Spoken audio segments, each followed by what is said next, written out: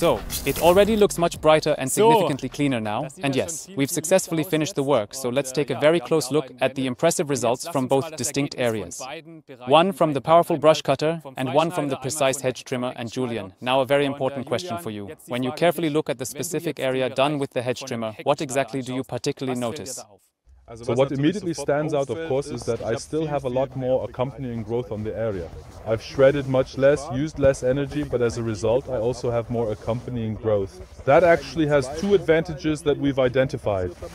First, browsing by wildlife is significantly reduced because there's still enough left, and also the path to each individual plant isn't quite as easy for the animals even now. And the issue that the moisture simply stays on the area. When I have more accompanying growth on hot days, especially in summer, you can really notice it.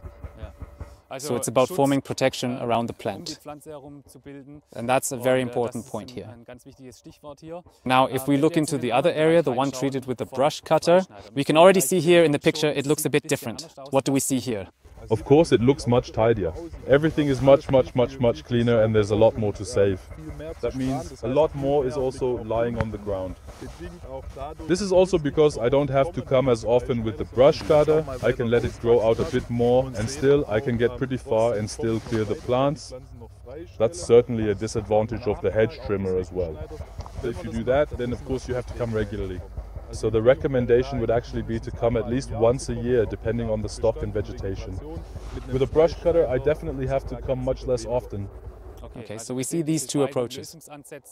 On the one hand, of course, with the hedge trimmer, focusing on protection, on preserving the stock. And on the other hand, of course, with the brush cutter, focusing on clearing everything. Leaving as little residual greenery or any remaining encroaching plants as absolutely possible. We have seen that there are several effective ways to work on comprehensive stock protection strategies. One with the brush cutter, one with the hedge trimmer. And both options have their advantages. But what we can say in the end is that it is possible to work in the forest with battery power. In fact, it's even very comfortable to do so. And there are in fact several different ways to make all of this truly possible and achievable. But we don't just want to stop here with stock protection, we also want to move on to young stand thinning. And for that, of course, we really need different equipment or a different specialized attachment. So I'm quite curious, what exactly do you typically have with you when we talk about young stand thinning? We're just going to quickly swap out the equipment now. I'll also swap my cap for a helmet. Then we'll head into the next stand with the HTA 150 in the forestry version.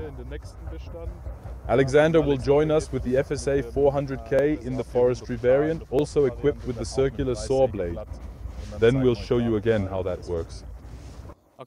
Here again, we have different tools with their own distinct ways of working. I'm really quite curious to see precisely how all of this looks and functions in actual practice. So let's jump right into the application and allow me to show you exactly how it truly works. Very good.